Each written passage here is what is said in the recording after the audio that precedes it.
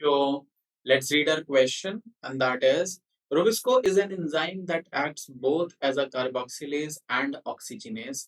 Why do you think Rubisco carries out more carboxylation in C4 plants?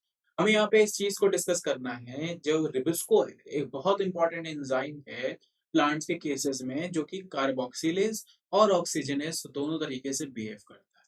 But जो हमारे पास C4 plants होते हैं इसमें ये कार्बोक्सिलेशन क्यों ज्यादा करता है, ऑक्सीजनेशन क्यों नहीं है? सो हम इसी को ही यहाँ पर डिस्कस करेंगे एक एक करके। तो जो हमारा यहाँ पे की कॉन्सेप्ट हो सकता है या फिर हम कह सकते हैं की टर्म है, वो रिबुस्को के चारों तरफ, which is ribulose bisphosphate carboxylase. और अगर हम यहाँ पे कह दें कि भाई ये ऑक्सीजनेशन कर रहा है तो ऑक्सीजनेस डिपेंड करता है कि भाई ये कौन सी रिएक्शन को कैटेलाइज कर रहा है। तो जो रिबिस्को की एक्टिविटी है वो डिफरेंट है in terms of C3 plants और in terms of C4 plants, जिसको हम यहाँ पे डिस्कस करेंगे। तो होता क्या है C4 प्लांट्स की, जब भी आप बात करें आपके दिमाग में एक टर्म जरूर स्ट्राइक करना चाहिए, वो है क्रान्स एनाटॉमी। क्योंकि अगर आपको क्रान्स एनाटॉमी ये टर्म ध्यान है तो हम ये 100% है कि आपको इससे रिलेटेड हर चीज ध्यान रहे, क्योंकि यही की फीचर है C4 प्लांट्स में जो उसको हर एक चीज करना अलाउ। अब क्रांस एनाटॉमी में है क्या? क्रांस एनाटॉमी में जो लीफ होते हैं उसकी एनाटॉमी में चेंजेस होते हैं, इसके स्ट्रक्चर्स में चेंजेस हैं, जहां पे मेसोफिल सेल्स, जो कि C3 प्लांट्स में की सेल्स होते हैं फोटोसिंथेसिस के लिए, यहाँ पे दो टाइप के सेल्स होते हैं, एक मेसोफिल सेल्स और दूसरा बंडल शीट सेल्स। जबकि जैसा मैंने बताया कि C3 प्लांट्स में सिर्फ मेसोफिल सेल्स ही होते हैं जो कि फोटोसिंथेसिस में पार्टिसिपेट। तो यहाँ पे जो वर्क है C4 प्लांट्स में वो डिवाइड हो गया।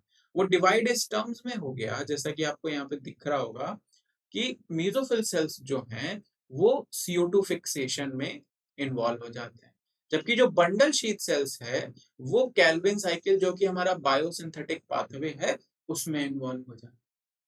अब देखिए यहाँ पे जो डैमेज है वो सारा डैमेज मेसोफिल सेल्स देख रहा है, और जो सिर्फ रिक्वायर्ड चीजें हैं वो सिर्फ बंडल शीथ सेल्स तक जा रही है। तो क्या हो गया यहाँ पे प्लांट ने जो भी कंडीशंस में वो प्रेजेंट था उसको टैकल कर लिया, जबकि C3 प्लांट ऐसा नहीं कर पाते हैं। भाई उनमें तो मेसोफिल सेल्स में सब कुछ हो रहा है, अगर डैमेज हुआ, डैमेज का मतलब है कि लेट्स से बहुत ज्यादा सनलाइट ब्राइट है, टेम्परेचर बहुत ज्यादा है, वाटर कंटेंट कम है, तो वो डायरेक्टली मेसोफिल सेल्स को इफेक्ट करेगा, और जिसकी वजह से C3 प्लांट्स जो होते हैं वो बहुत सारी एनर्जी वेस्ट कर देते हैं, बहुत सारा हम कह सकते हैं एक्टिविटी या जो कॉन्स्टिट्यूएंट होते हैं वो वेस्ट कर देते हैं, और इसीलिए वो प्रोडक्टिव नहीं होते हैं। और यहाँ पे हम जो रुबिस्को की बात कर रहे थे, C3 प्लांट्स में ये टोटली डिपेंड करता है। अगर हम यहाँ पर बात करें रुबिस्को की कि भाई ये कैसे डिसाइड करता है कि ये कार्बोक्सिलेशन करेगा या ऑक्सीजनेशन करेगा, भाई हमें तो यहाँ पे ये डिस्कस करना है कि हमने कैसे डिसाइड किया कि इसकी जो एक्टिविटी है ये इस पर डिपेंड कर रही है या किस पर डिपेंड कर रही है।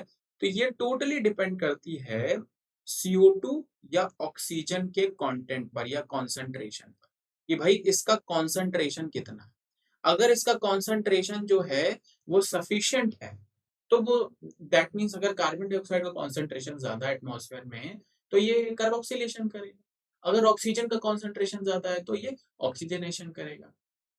फोटो रेस्पिरेशन के टाइम पे भी सेम चीज हो जाती है कि भाई ये ऑक्सीजनेशन करना स्टार्ट कर देता है।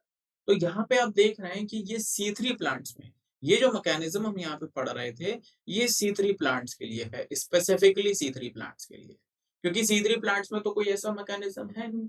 बट जैसे ही हम C4 प्लांट्स में आते हैं तो आपने यहाँ पे देखा कि C4 प्लांट्स में हमारे पास CO2 फिक्सेशन के सेल्स ही अलग हैं, CO2 फिक्सेशन का जो काम है वो ही अलग हो रहा है। और जो रिबिस्को है एक्चुअली, जो कि बायोसिंथेटिक पाथवे में पार्टिसिपेट करता है, वो अलग सेल्स में प्रेजेंट है। तो अगर हम इसका मैकेनिज्म यहाँ पे समझने की कोशिश करेंगे तो क्या होता है कि जो हमारे मेसोफिल सेल्स, मेसोफिल सेल्स में हमारे पास हमारा रिएक्टेंट प्रेजेंट है, या हम कह सकते हैं की एंजाइम प्रेजेंट है, जो कि फॉस्फोइनॉल पायरुवेट को अलाउ करता है कार्बन डाइऑक्साइड से बाइंड करने में, जिसकी वजह से क्या बनता है, जिसकी वजह से बनता है ऑक्सैलो एसिटिक एसिड या ऑक्सैलो एसीटेट। ये ऑक्सैलो एसीटेट मैलेट में कन्वर्ट होता है और मैलेट के बाद ये जाता है बंडल शीथ सेल्स में प्लाज्मोडेस्माटा के थ्रू। ये कहाँ जाएगा? बंडल शीथ सेल्स में जाएगा और बंडल शीथ सेल्स में जैसे मैंने बताया क्या होगा, कैल्विन साइकिल चलेगी। अब यहाँ पे होता क्या है, जैसे कि हम यहाँ पे इस चीज को डिस्कस करें कि यहाँ पे भाई की फीचर क्या है। तो जैसा आपने देखा कि यहाँ पे ये फॉस्फोइनॉल पायरुवेट है, ये ध्यान रखिएगा ये 3 कार्बन का है। ये हमारे पास 4 कार्बन है और ये मतलब 4th कार्बन कंपाउंड हुआ ये। और ये यहाँ पे जब मिल जाएगा तो ये 4 कार्बन का एक कंपाउंड बनाएगा जिसे ऑक्सैलो एसीटेट या फिर हम ऑक्सैलो एसिटिक एसिड कहेंगे। और इसी वजह से जो हमारे C4 प्लांट्स हैं उनको C4 प्लांट्स। अब जब ये मूव करता है तो मैलेट बनाता है जैसे मैंने बताया और बंडल शीथ सेल्स में चला जाता है। तो कैल्विन साइकिल में एंटर करने से पहले यहाँ पे रिएक्शन होती है कि जो मैलेट है ये कन्वर्ट हो जाता है पाइरुवेट में और CO2। ये दो कंपाउंड हो गए यहाँ पे। अब CO2 जो है वो जाके कैल्विन साइकिल में पार्टिसिपेट कर लेगा और पाइरुवेट उठ के वापस मीसोफिल सेल्स में चला जाएगा। अब आप मैकेनिज्म देख रहे हैं, यहाँ पे 2 बार CO2 एक्सेप्टेंस हो रही है, 2 बार CO2 फिक्सेशन हो रहा है, ताकि सिर्फ वही चीजें रिक्वायर्ड अमाउंट में बने जो कि जरूरत है। जैसा मैंने आपको बताया कि कंडीशंस ऑलरेडी डिफिकल्ट है और उसमें अगर प्लांट अपने मैकेनिज्म्स को इतना इनएफिशिएंट बना देगा तो उसके सर्वाइवल के लिए तो प्रॉब्लम हो जाएगी।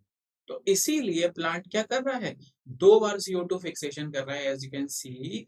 और वो इसीलिए कि जो रुबिस्को एंजाइम है finally, उसको सिर्फ कार्बन डाइऑक्साइड मिला और इसीलिए यही रीजन है कि C4 प्लांट्स में कार्बोक्सिलेशन इतना ज्यादा होता है, ऑक्सीजनेशन कम होता है, क्योंकि ऑक्सीजन तो पहुंच ही नहीं पा रही, सारा मैकेनिज्म तो CO2 के अराउंड घूम रहा है। और यही यहाँ पे मेन रीजन है। तो हम यहाँ पे क्या कह रहे हैं, जब भी हम रुबिस्को की बात कर रहे हैं तो रुबिस्को C3 प्लांट्स में मीसोफिल सेल्स में प्रेजेंट होता है, क्योंकि वहीं पर पूरा फोटोसिंथेसिस कंप्लीट हो रहा है।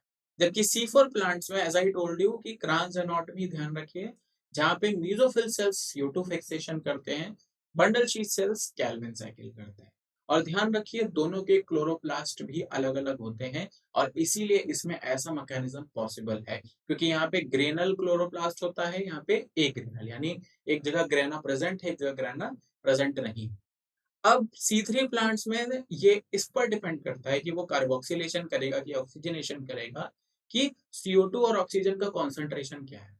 Where as in C4 plants ये मैकेनिज्म या फिर ये चीज रुबिस्को पर डिपेंडेंट नहीं है, ये डिपेंडेंट है प्लांट पे।